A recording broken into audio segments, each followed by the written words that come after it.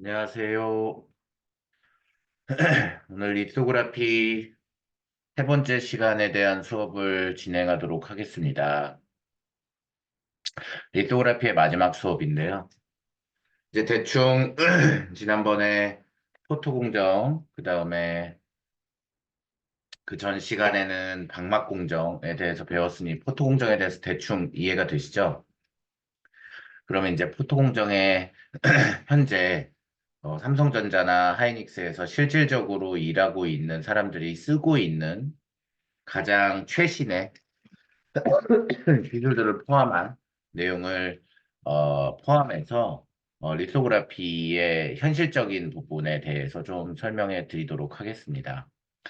일단 요 내용을 다 숙지하기 전에 삼성전자에서 되게 좋은 교육 자료를 하나 만들었어요. 그래가지고 그 교육 자료를 먼저 보고 같이 어떻게 리소가 이루어지는지에 대해서 생각해 보는 것도 좋을 것 같아서 제가 교육용 자료를 좀 준비해 봤습니다.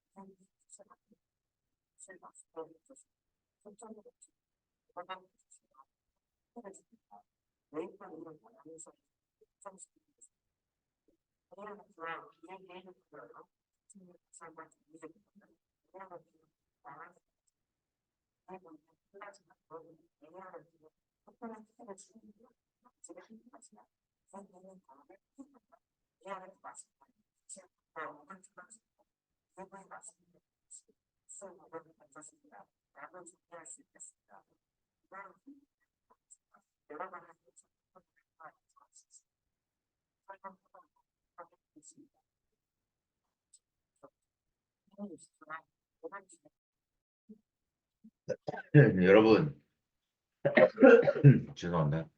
이 내용이 되게 중요합니다. 멀티 패터닝 테크놀로지를 이용하면 사실상 우리가 여기 요 파란색 패턴, 보라색 패턴, 주황색 패턴, 녹색 패턴이 너무나 따닥따닥따닥 붙어 있기 때문에 얘네들을 같이 패터닝 하기에는 너무 그 빛의 회절과 뭐 이런 현상이 일어나서 패터닝이 안 돼서 네 번을 따로 했어요. 지금 요 전에 보셨는지 모르겠지만 이렇게 예, 저기 파란색 강광축 놓고 ARF가 일단 126나노인가? 130, 130 몇 나노인가? 그래서 파장대가 엄청 작잖아요. 그 파장대에 해당되는 만큼 레졸루션이 나온다라고 생각했을 때 여기서 보시면 요거 하나 만들고 그 다음에 또 요거 만들고 그래서 네 번의 공정을 했어야 했습니다.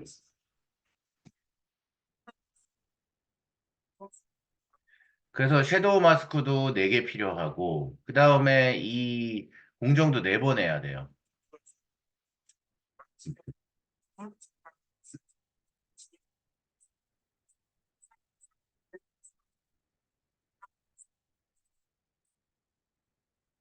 EUV는 14나노의 레졸루션을 갖고 있어요. 14나노.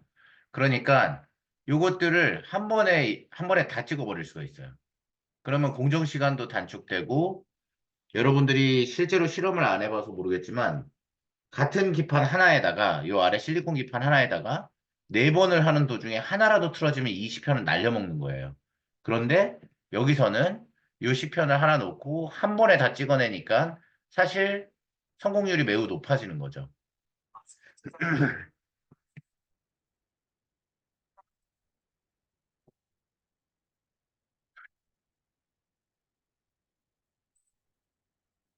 자, EUV의 최소 레졸루션이 14나노, 13나노이기 때문에 그거를 또 이제 반으로 쪼개고 반으로 쪼개고 반으로 쪼개는 노력을 지금 하고 있습니다. 삼성전자에서. 되게 잘 만든 영상이에요. 특히 이런 내용 있죠. 이 아르곤 렌즈. 제가 아까 아르곤 F로 되어 있는 레이저를 만든다 치면 아르곤이랑 F를 넣고 레이저를 때렸을 때 요거를 집속하기 위해서는 정말 많은 렌즈들을 지나야 되는데 렌즈를 지날 때마다 인텐시티가 소실됩니다. 근데 그래도 레이저는 괜찮아요. 그런데 EUV로 만든 14나노는 엑시머 기반으로 해가지고 만들어진 레이저이기 때문에 이런 렌즈를 통과하면 너무나 많은 렌즈를 지나는 도중에 이 인텐시티가 어마어마하게 줄어듭니다. 그래서 이거를 방지하려고 렌즈를 안 지나고 반사되는 거울을 지나는 거예요. 거울을. 그래서 광경로를 얼라인하는 게 엄청나게 중요하게 되는 거죠. 그죠? 이해되시죠? 그래서 여기 보시면 여기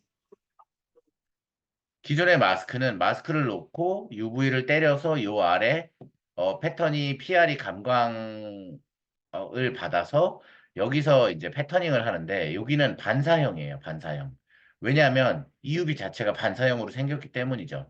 그래서 여기 보시면 여기에다가 레이저를 때려서 플라즈마를 때려가지고 여기서 나온 레이저가 반사 되면서 여기에 마스크에는 반사되는 형태로 투과가 아니라 반사되는 형태로 그리고 요걸 지나면서 한 4분의 1에서 5분의 1 정도의 레졸루션을 줄입니다. 여기 보시면 마스크에서 반사되죠? 또 거울들을 막 지나면서 렌즈 역할을 하는 거울들을 지나면서 웨이퍼에다가 닿는 겁니다. 그래서 여기 보면 레이저를 쓰고 193나노의 레이저를 쓰고 이거는 13.5나노의 EUV의 레이저. 이 EUV라는 거가 어 이제 주석 드랍렛이 떨어지면 여기에 플라즈마를 쏴가지고 여기서 나오는 빛을 반사된 걸 모아서 가운데로 모았더니 13.5나노의 하나의 레이저가 나오더라.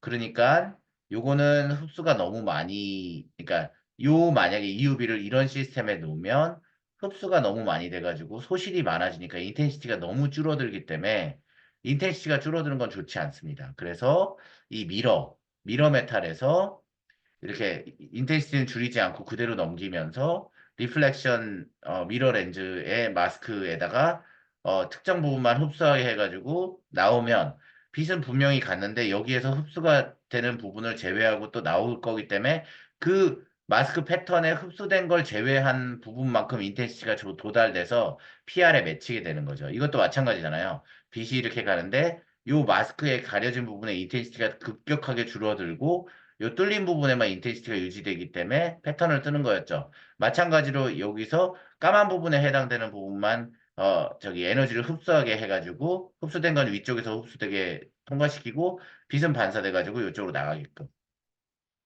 전략이 다른 걸 아시겠어요?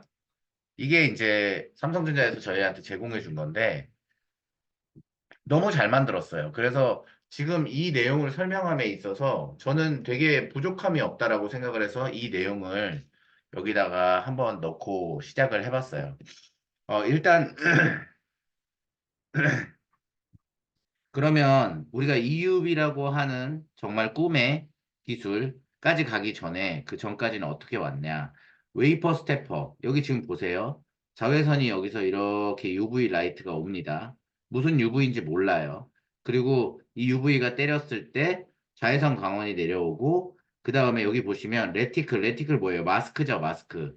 마스크가 한 개 이상의 칩이 포함된다. 여기 보시면 마스크 1, 마스크 1, 마스크 2, 마스크 3, 마스크 4.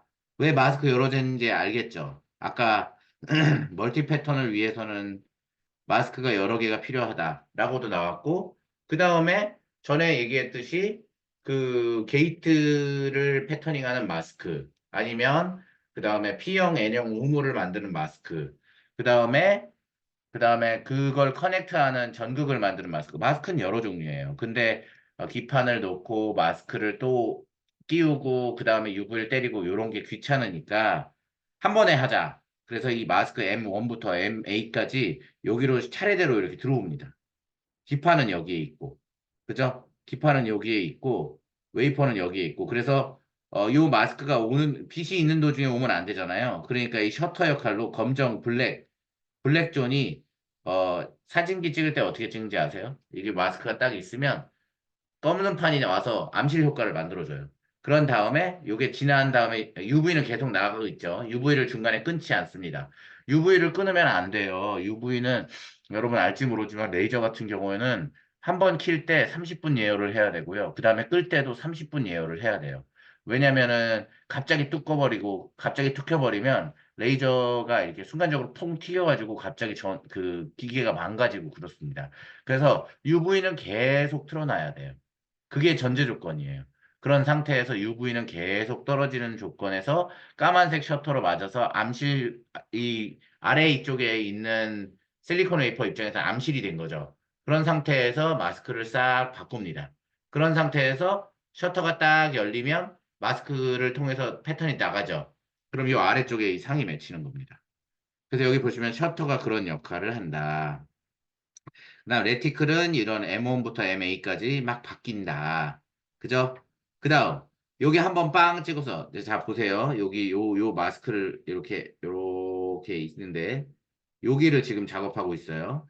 그럼 여기가 예를 들면 포지션 1이라고 치겠습니다. 포지션 1을 딱 놓고 여기에서 M1부터 포지션 1에 대해서 M1부터 M8까지 셔터 중간에 M1 사이에 셔터 하나 들어가 M2 사이에 셔터 들어가 해서 셔터 8번 다 들어가서 이 패턴을 만들었어. 그 다음에 옆으로 이동합니다. 그래서 포지션 2에서 또 이 과정을 반복하죠. 그러면 이 웨이퍼 하나 만드는데 이렇게 요 다이들 그죠? 이 다이들의 이런 거를 계속 할 수가 있죠. 그죠? 이해됩니까? 이렇게 하는 방식이 웨이퍼 스테퍼 정렬이라고 합니다. 이해되죠? 대충 어떻게 하는 건지 이해는 되죠? 이해됩니다. 다음 넘어갈게요. 전자기. 자, 이게 삼성전자가 알려주는 건데, 이거 이제 봤잖아요. UV 스펙트럼은 눈에 보이는 스펙트럼과 약간 중복되어 4나노에서 450나노까지의 깊은 자외선, 딥 UV죠. 이거를 이용한다. 그래서 최근에는 EUV를 이용한 13나노 파장을 사용하는 데까지 이르렀다라는 내용이죠. 그죠? 자, 13나노 보세요. 이게 기술이 어느 정도였냐면 봐. 436 보다가 365까지 가서 소운적 머큐리 램프로 하다가 엑시머 레이저로 DUV에서 248, 193, 157 점점 떨어뜨렸죠. 그러다가 갑자기 생뚱맞게 13 딱 나오죠. 이게 바로 이 그냥 게임 체인저였어요. 어디? ASML. 네덜란드 회사죠. ASML에서 이 기술을 가지고 나오자마자 그냥 얘네들이 갑자기 붕 떠버린 거예요. 그래서 그 삼성전자에서 ASML이랑 계약해가지고 한 대에 뭐 몇백억짜리 장비 몇 대를 가지고 들어왔죠.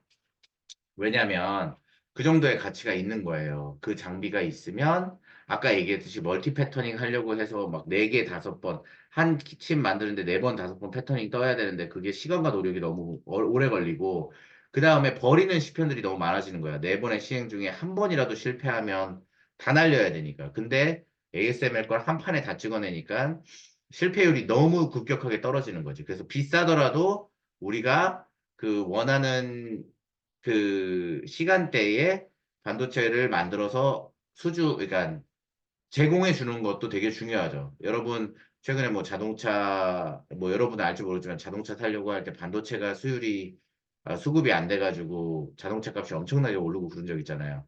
마찬가지예요. 자동차가 나오려고 해도 반도체가 나와야 되는데 반도체가 수급이 안 되면 반도체가 수급이 왜 안 되겠어? 이런 이 저기 실리콘 웨이퍼들이 많이 나오면은 팔 수가 없잖아. 그리고 그 반도체 회사의 업체들은 어떤 걸 사냐면 무조건 1등 업체의 파운더리에서 나온 제품을 삽니다. 비싸더라도. 왜? 걔네들이 고장률이 적고, 그 다음에 신뢰도가 높으니까요. 그러니까 고장률이 적으면서 가격이 비싸도 빨리빨리 좋은 성능으로 나오기 때문에 반도체에서는 조금 한 1.2배 비싸더라도 빨리 나오고 퀄리티 제일 좋은 업체에서 사자. 이래서 이제 이게 중국의 TSMC인가? 하고 우리나라의 삼성, 그다음 AMD 뭐 이런 유명한 회사들이 있죠. 이런 회사들에서 이거를 만드는 겁니다. 이해되죠? 네. 그래서 여기 보시면 그러면 여기서 지금 436, 405, 365 다 잘 만들다가 왜 딥뉴비 248 좋은데 왜 안 썼냐? 전에 얘기했죠. 100 기준으로 인텐시티가 너무 약해요. 248의 새로운 인텐시티가 너무 적어. 그래서 공정 시간도 여기 기준으로 2.5배, 2.5배쯤 되나요? 100까지 가려면? 25%면 4배네, 4배. 4배 정도 더 때려줘야 되고 새로운 광원이 필요하다. 그러던 도중에 자 인텔시티가 요만큼이야. 그 다음에 원래 거 기준으로.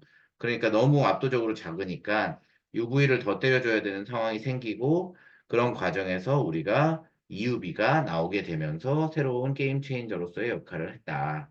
그러면 이제 우리 입장에서는 어 이제 마스크를 넣고 이전까지는 어떻게 됐었지? 마스크를 이렇게 놨어요. 이게 마스크야. 여기 일정하게 패턴이 여기 마스크가 뚫려 있다 쳐봐. 이게 마스크야. 여기서는 UV가 오겠죠. 여기서 UV가 옵니다. 그럼 이 아래는 원래 뭐가 있었어요? 여기 실리콘 웨이퍼가 있고 여기에 PR을 이렇게 올렸었죠. PR. 그죠? 그래서 이렇게 오면 이렇게 또 이렇게 뚫린 부분으로 시각을 해서 여기가 포지티브 PR이면 여기를 날리고 그죠? 네가티브 PR이면 여기를 굳히고 그랬었잖아요. 근데 이렇게 하니까 자, 더 낮은 패턴을 더 좁은 해상도를 구현할 수가 없는 거예요. 그래서 어떤 일을 벌이기 시작하냐면 자, 우리가 여기에다 렌즈 하나를 대줄게. 렌즈를 하나 대줄게. 렌즈를 줘. 그래서 요 렌즈가 이렇게 들어가, 여기 지금 색깔을 좀 다른 걸로 표현해 볼까요? 이렇게 들어간 게 이렇게 모이게 만들었어. 근데 모이게 만들었을 때 이것도 그림을 이렇게 그리면 안 되지. 모이게 만들었어. 여기 모이게 만들었어. 이렇게 모이게 만들었을 때 요 모이는 포커스 여기를 DOF라고 하고 depth of focus라고 하거든요. 뒤에 나와요. depth of focus를 딱 PR 위치와 subject 중간에다 맞춰놨어. 그래서 여기다 UV를 이렇게 모아줘. 그러면 요 패턴이 요 작은 영역에 이렇게 네 개가 들어가요. 그러면 나는 어떻게 됐어? 만약에 이 마스크를 내가 최소 선폭 여기를 400 나노로 만들었다? 400 나노도 안 돼요. 실제로는 제가 이걸 쓰니까 말이 안 되니까. 자, 여기를 해상도 1마이크론으로 최소 해상도를 마스크에서는 1마이크론 정도밖에 안 되거든. 뭐 500 나노도 되긴 해요. 근데 1마이크론 했어. 근데 여기서 내가 렌즈를 통해서 5대 1의 비율로 줄였어. 그러면 여기서 생기는 요 폭은 얼마가 돼? 200 나노가 되는 거야. 여러분, 1 마이크론이 1000 나노입니다. 여기 5분의 1 하면 200 나노가 되죠. 그래서 이 렌즈가 엄청 중요한 역할을 하죠. 이 렌즈. 그래서 지금부터는 렌즈에 대해서 알아볼 거예요. 근데 이제 렌즈가 이렇게 생겼는데, 렌즈가 UV를 너무 많이 맞아서 UV가 엄청 세잖아요. 그래서 이 렌즈가 뭐예요? 유리 성분이죠. 석영 성분이에요. 석영. SiO2. 이 성분이 파이렉스 성분이기도 한데, 이 특수물질로 만들어진 이 유리가 이 부분이 녹아. 그럼 더 이상 이렇게 가운데로 모으는 거를 잘 못하겠죠. 뭐 이렇게 방해를 받겠지. 이렇게 되면. 그러니까 레이저의 노출이 많이 되면서 재료가 구조상 재배열돼. 온도가 높아지니까. 그래서 압축도 발생하고 어디에? 여기에. 용해된 실리카가 뭐야? 이제 실리카 SiO something이지. 실리카를 포함한 렌즈에서 주로 이런 만입이 발생한다. 이 만입이 좋은 게 아니다. 그죠? 그래서 이런 이슈도 있다라는 걸 우리가 알아둬야 된다. 그런데 이 렌즈를 쓰니까, 자, 렌즈를 쓰려고 할 때 여러분들한테 또 하나 설명해야 될 게 있어. 여러분 그 실험 알죠? 회절 실험. diffraction 이거였나? light diffraction 이라고 알죠? 뭐냐면 빛의 회절 실험인데 우리가 이렇게 생긴 슬랏, 여기서부터 여기가, 예를 들어, 우리가 이렇게 두 개가 있다 쳐봐요. 하나는 슬롯이 여기서부터 여기야. 그래서 여기서부터 여기가 한 100 마이크론쯤 돼. 그럼 빛을 쏘잖아. 100 마이크론이야. 엄청 큰 거예요. 레이저가 예를 들면 뭐 한 200 나노, 한 250 나노의 레이저를 쐈어요. 100 마이크론이면은 이거보다 몇 배야? 거의 한 400배 넓은 거죠. 그럼 그냥 250 나노 패턴이 이렇게 슬롯을 따라갑니다. 그래서 패턴을 이렇게 놓으면 PR이 여기만 이렇게 뭐 여기만 굳는다든지 그다음에 여기는 잃는다 저기 없어지고 실리콘 웨이퍼 이래서 이렇게 패턴이 잘 나와요. 여기까지가 우리가 알고 있는 수준입니다. 그런데 만약에 봅시다. 만약에 내가 여기에 실리콘 웨이퍼를 이렇게 놨어. 여기에다가 실리콘 웨이퍼를 이렇게 실리콘 웨이퍼를 놨습니다. 그런데 요 슬롯이 100나노야. 엄청 좁아. 왜냐면 이 업체에서는 나 여기에서 기판에 100나노짜리 골드 올리고 싶어. 패턴 만들고 싶어. 요 폭이 100나노였으면 좋겠어. 100나노로 만들었는데 예를 들어 300나노짜리 UV를 때렸어. 레이저가 300나노야. 여기서부터 여기까지 300나노 UV를 때렸어. 그러면 이 빛이 일자로 갔으면 좋겠는데 이게 회절이 일어납니다. 이렇게. 그 빛의 회절. 그리고 이게 구멍이 여러 개잖아. 그럼 여기랑 여기랑 또 요 빛이랑 요 빛이랑 또 상쇄 간섭과 보상 간섭이 일어납니다. 보강 간섭. 그래서 이 디프렉션이 또 새로운 문제가 됐어요. 마스크를 만드는 사람 입장에서는. 그죠? 마스크에다 라이트를 쐬야 되는 입장에서는. 그래서 그 회절에 대해서 한번 대충 이제 감을 잡아볼게요. 봅시다. 회절은 빛은 직선으로 나아가지만 좁은 틈, 오프닝이나 가장 예리한 가장자리를 통과할 때 간섭 패턴과 같은 모서리를 따라서 발생합니다. 이거 어떻게 얘기하냐면 여기 보세요.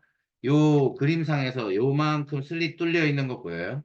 뚫려 있는 데다가 레이저를 쫙 쏘면 요 슬롯 모양대로 그대로 통과하는 빛이 있는데 그 옆으로 짜개지는 회절 그 빛들이 생긴다는 거예요. 그게 어떤 건지 여기 이제 영상을 한번 보여드릴게요. 자, 이거 지우고 회절과 관련된 걸 모아놓은 영상입니다.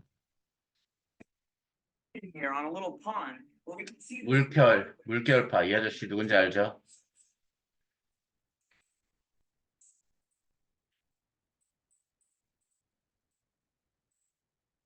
저렇게 된 웨이브가 나오죠.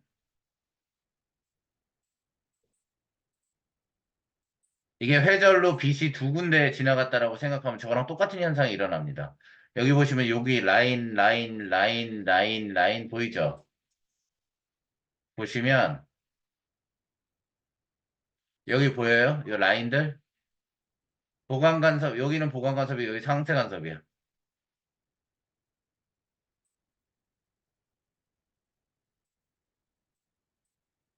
여기 하얀색으로 표시했죠. 자, 물결파 회절 실험을 왜 보여주냐면 여러분 그 빛이 전자파이자 광자파예요. 그죠? 입자이자 광자예요. 입자이자 광자. 그러니까 웨이브 형태를 띠고 간다고. 우리가 X축으로 이렇게 웨이브도 가지만 저기 Y축으로 이렇게 가지만 X축으로 이렇게 가. 그래서 이렇게 둘이 합쳐서 이렇게 동그랗게 가면서 가거든요. 빛은. 근데 이 빛이 파동성을 띈다라는 걸 증명한 실험이 바로 이 회절 실험이에요. 아주 얇은 슬롯을 놓고 빛을 지나가게 해서 만약에 빛이 직진성으로 간다라고 하면 그냥 뚫고 갈 거예요. 하지만 이게 파동성을 갖는 입자이기 때문에 이렇게 회절이 일어난다라는 얘기거든요. 여기 보시면 여기서 슬롯의 크기를 조절하고 물로 그 이게 뒤에다가 파형 재생기를 놓고 파형 제너레이터를 뒤에다 놓고 여기다가 회절 기판을 두 개를 놓고 여기서 이제 실험을 할 겁니다. 보세요. 슬롯을 만들었다고 생각해요. 그 다음에 이제 물로 했지만 사실 빛이 들어왔다고 생각하면 됩니다. 뒤에서 이렇게 파형을 만들면 이런 게 생기죠. 분명히 여기 갭은 여기서부터 여기인데 옆으로 이렇게 퍼지는 걸 알 수 있죠. 이게 산란이라고 생각하면 돼요. 회절. 회절에 의해서 빛이 이렇게 퍼진다. 좁을수록 더 퍼지는 거 보여요? 재밌죠? 그 다음에 빛의 회절 실험으로 이 사람은 어떻게 했냐면 이렇게 레이저를 지나가게 해서 레이저에 동그란 섀도우 마스크를 놨어. 그러니까 다 검정색인데 핀홀 하나를 동그란 걸 뚫어놨어. 그러면 레이저가 일자로만 가야 되니까 레이저가 만약에 직진성을 갖는다면 그 레이저가 검정색 여기 보시면 요 판때기 있죠. 요 판때기에 아이고 요 판때기에 요 판때기에 빛을 쐈을 때 요게 동그랗게 그냥 동그랗게만 생겼어야 돼. 그런데 여기 보시면 알겠지만 여기에 간섭무늬가 또 있죠. 간섭무늬가. 이거는 이제 회절, 디프렉션을 증명하는 거다. 그러니까 빛은 자유로울 수가 없다. 회절로부터. 아이고, 컴퓨터가 멈췄네요. 자, 이걸 끄고 다시 킬게요. 줌만 안 꺼지면 됩니다. 자, 이걸 끄고 줌만 안 꺼지면 돼요. 줌만 안 꺼지길 바라겠습니다. 그래서 어쨌든 안 꺼질 거라고 기대하고 이제 설명을 계속 하자면 회절. 회절이 엄청 중요하다. 자, 이것도 끌게요. 또 컴퓨터가 버벅거리면 안 되니까. 필기용. 이걸 다시 띄우겠습니다.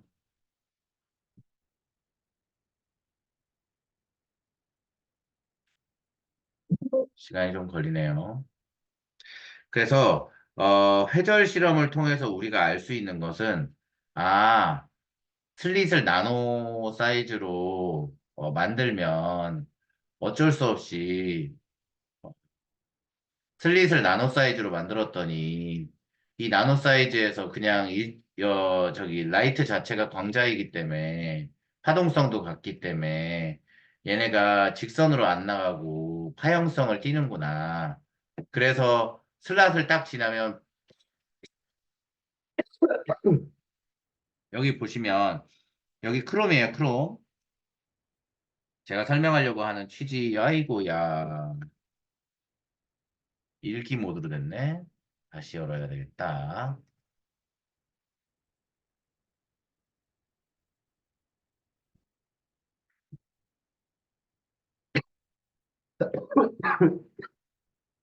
됐네요.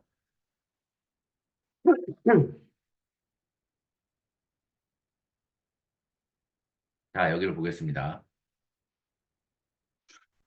자, 보시면, 자, 여기에 크롬 마스크가 있어요. 여기 크롬 마스크. 크롬 마스크에서 UV가 여기 오프닝 돼서 와서, 만약에 내 이상적으로는 이렇게 가야 되지만, 이렇게 가는 빛이 메이저 하겠죠. 그래서 0 넘버로 돼 있는데.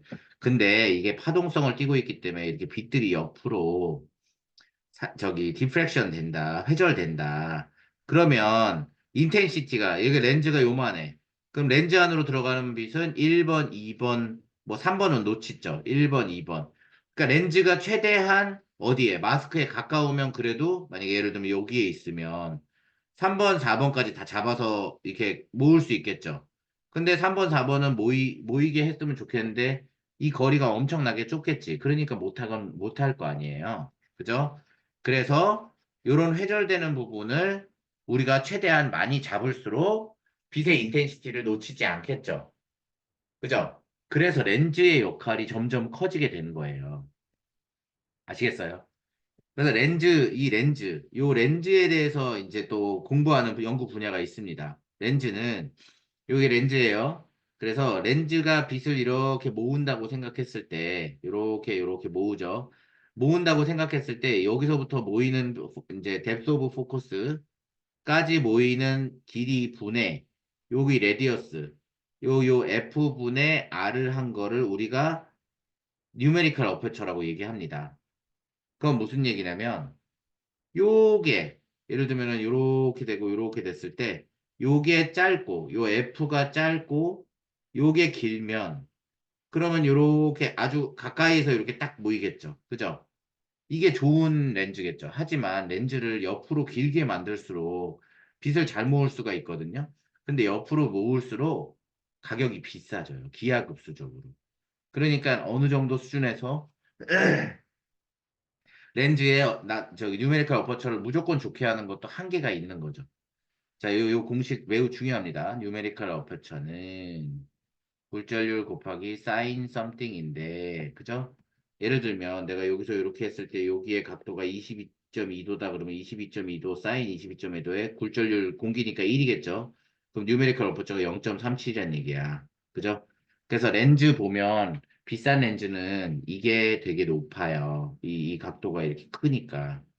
이렇게 모으는 렌즈는 되게, 그래서 여기는 포커스 포인트가 짧으면 짧을수록 되게 좋은 거란 말이야. 렌즈로서는 되게 좋아요. 여러분 렌즈가 얼마나 비싼지 모르겠지만 렌즈 좋은 거 이런 거 하나 사면 한 1,000만 원 정도 합니다. 실제 실험용으로. 진짜 비싸요. 그래서 실험하다가 렌즈 하나 깨먹으면 그냥 자동차 하나 날리는 거예요. 음. 그렇게 됩니다. 사적인 얘기였어요. 그래서 뉴메리컬 어퍼처를 증가시키면 장점은 밖으로 나가는 회절빛을 많이 모을 수 있으니까, 왜냐하면 이게 넓어지니까. 그래서 인텐시티를 놓치지 않고 우리가 원하는 패턴을 만들 수 있다라는 장점이 있어서 그런 걸 장점으로 하기 위해서 스텝 앤 리피트나 스텝 앤 스캔이라는 방식이 NA 값이 엄청 높은 렌즈를 사용해서 여기 0.6이나 0.68에 해당되는 렌즈를 사용해 가지고 우리가 이제 패턴을 뜨기 시작했어요. 스텝 앤 리피트와 스텝 앤 스캔은 뒤에 배울 겁니다.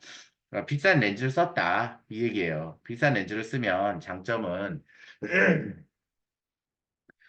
뭐겠어요? 빛의 회절을 조금 방지할 수 있다. 그죠?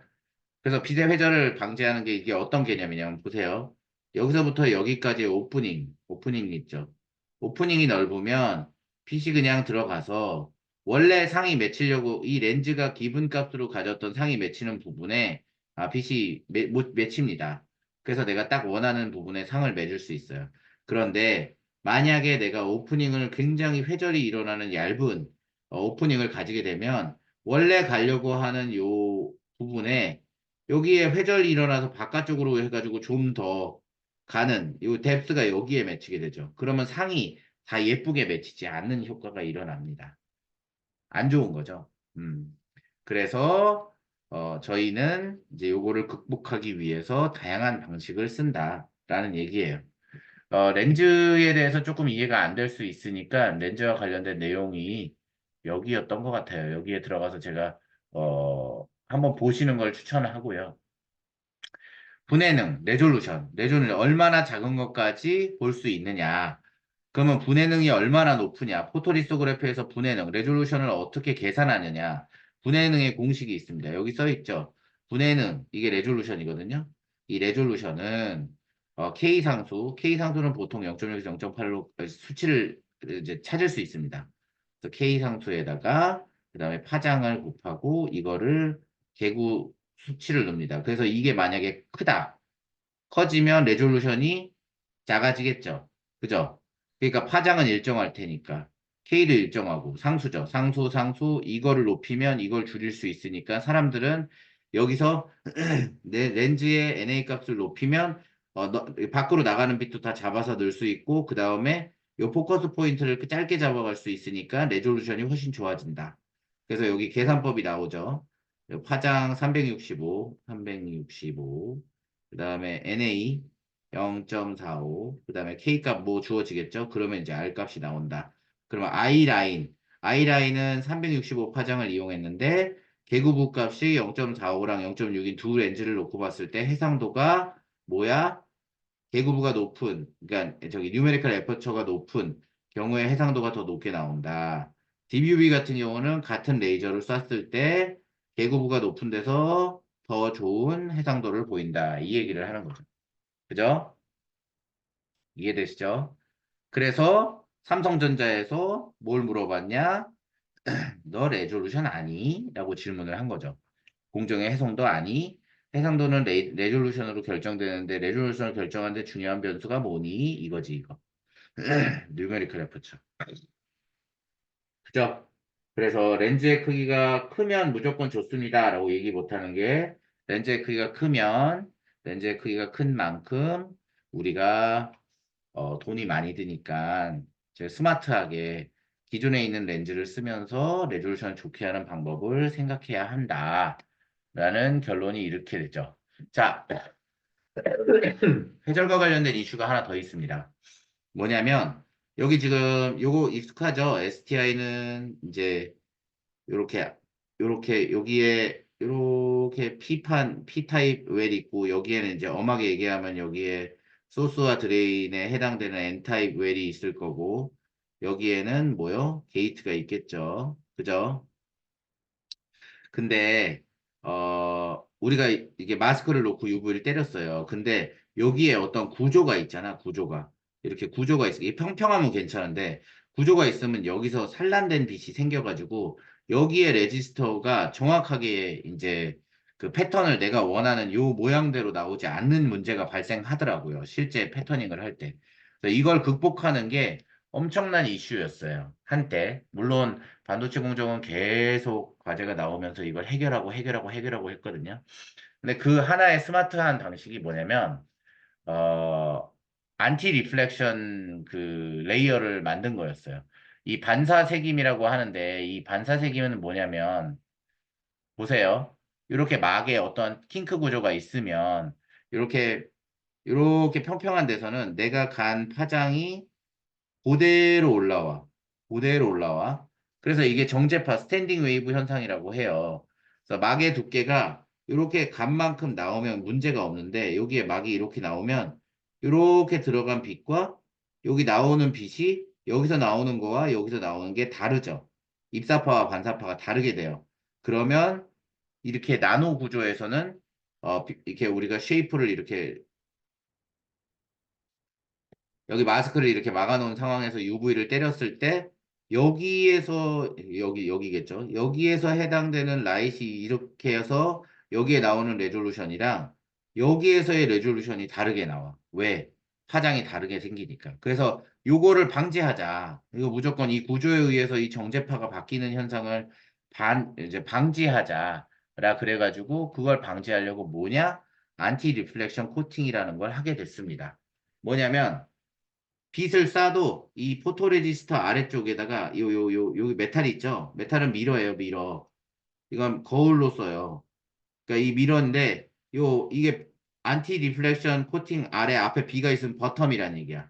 아래쪽에다 깐다. 어디 포토레지스트 아래쪽에다가 반사를 저해하는 안티 리플렉션 레이어를 깔아줌으로써 들어온 파장이 반사돼서 나갈 때 요 안티 리플렉션 이 코팅의 목적은 여기서 나가는 파장이랑 반대 파장을 가진 정제파를 만들어서 이거를 상쇄시켜 버리는 거야. 상쇄시킨다. 교수님 상쇄시키면 뭐가 좋아요? 상쇄시키면 뭐냐면 들어오는 파장에 의한 효과만 고려하지 나가는 파장에 의해서 이 UV가 영향을 받지 않게 하는 거예요. 들어오는 파장만 영향을 미치는 게 아니라 들어왔다 나가는 파장도 영향을 미쳐서 이런 일이 벌어졌잖아요. 이런 킹크 구조에서 들어왔다가 나가는 게 옆으로 튀는 바람에 내가 원하는 레졸루션을 방해했었잖아. 그러니까 아예 나가는 파장을 없애주는 거야. 그래서 이 안티 리플렉션 그 코팅으로 이 정제파가 정확하게 상쇄 간섭을 일으키는 두께를 딱 이렇게 엔지니어 해가지고 이 들어가는 빛에 대해서 나가는 빛을 아예 없애버리는 방향으로 하는 게 이 안티 리프레션 코팅의 핵심입니다. 그래서 무반사라고 하죠. 무반사. 무반사 코팅. 안티 리프레션 코팅을 한다. 이거는 아래쪽에 하는 게 아니라 위쪽에서도 할 수 있어요. 그러면 이제 이게 탑이 돼서 TARC가 되겠죠. 이렇게도 바뀐다라는 얘기입니다. 그래서 안티 리프레션 코팅도 있다라는 걸 여러분이 알고 있으면 됩니다.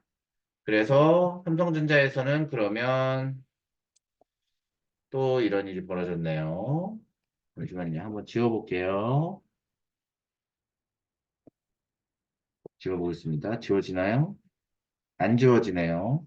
왜 그럴까요? 다시 돌아가자. 여기였는데, 지우고, 안 지워지네.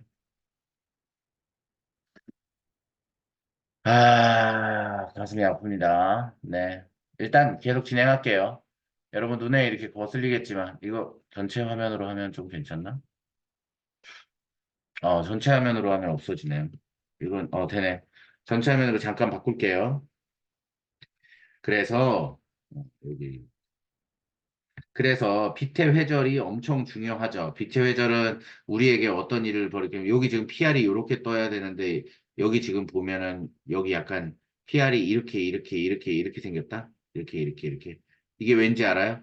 이 사인 웨이브가 이렇게 들어간 거예요. 그리고 이렇게 나온 거야.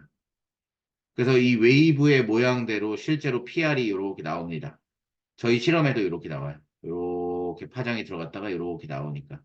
그래서 울릉불릉하다. 울릉불릉한 걸 없애고 싶으면 그냥 안티 리플렉션 코팅을 해가지고 그냥 샤프하게 딱 나오게 한다. 그죠? 이렇게 만든다. 라는 겁니다. 그래서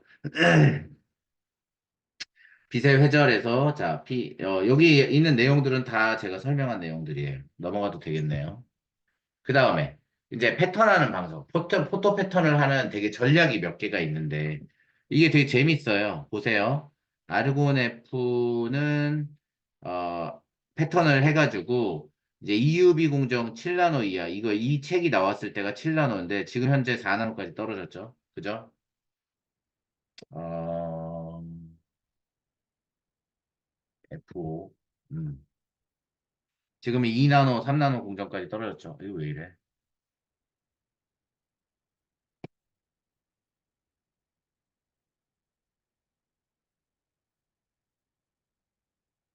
그래서 멀티 패터닝을 만드는 방식이 이게 에리에리가 뭐냐면 리소 애칭의 약자고요. 셀프 얼라인드, 셀프 얼라인, 그죠? 그 다음에 이게 뭐겠어요? DP 무슨 패턴이겠죠? 듀얼 패턴일 거예요 아마 제 기억으로는. 그래서 이건 어떻게 하느냐? 보세요. 멀티 패터닝에 여러 패턴을 하는 방식. 여기다가 어? 여기다가 PR을 놓고 여기 파란색이 PR입니다. PR을 놓고 이러고 애칭을 합니다. 여기를 쫙 RIA 때려가지고 여기 애칭을 합니다. 그러고 나서 PR을 제거하면 이런 패턴이 남죠. 그죠? 그러고 나서 여기에다가 또 이 물질을 채웁니다. 이 물질을 증착을 하겠죠.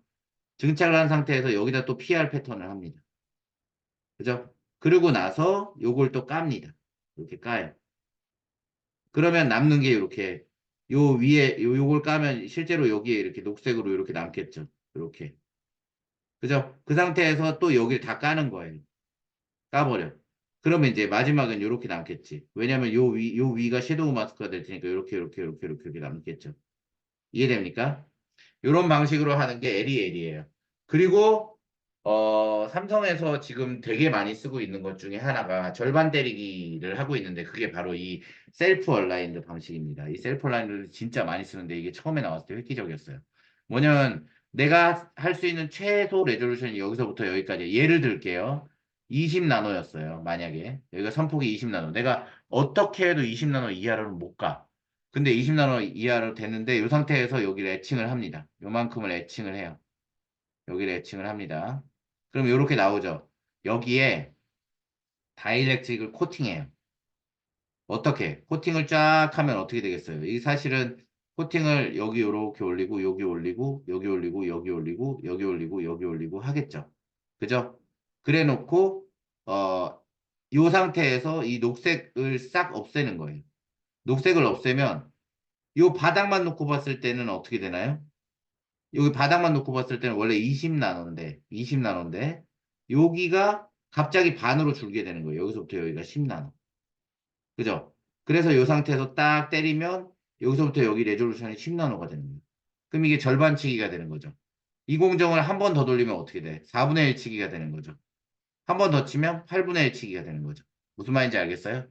그래서 요 양옆으로 쪼개지게 해서 요게 마스크가 되게 해가지고 하는 방식이 어디든지 궁금하네요.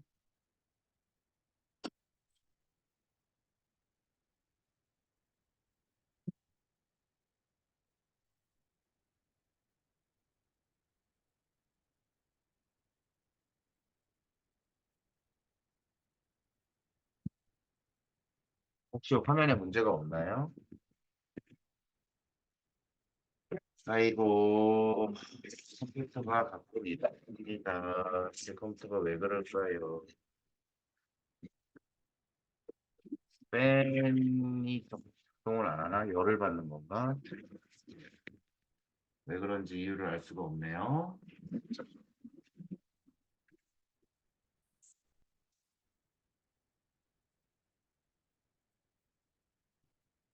일단 화면이 돌아오기를 기대하는 수밖에 없겠습니다.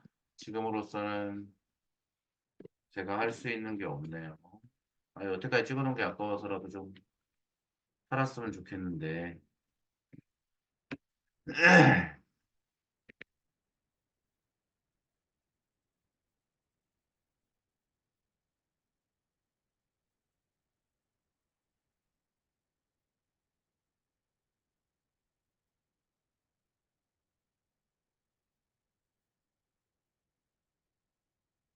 화면이 나왔어요. 이쪽은 화면이 나왔네요. 일단 컴퓨터가 어떻게 될지 좀 걱정이 되긴 하는데, 네. 제 메인 화면에서는 안 나오고 있어서, 일단 여기까지 한 걸로, 제가 저기 저장을 할게요.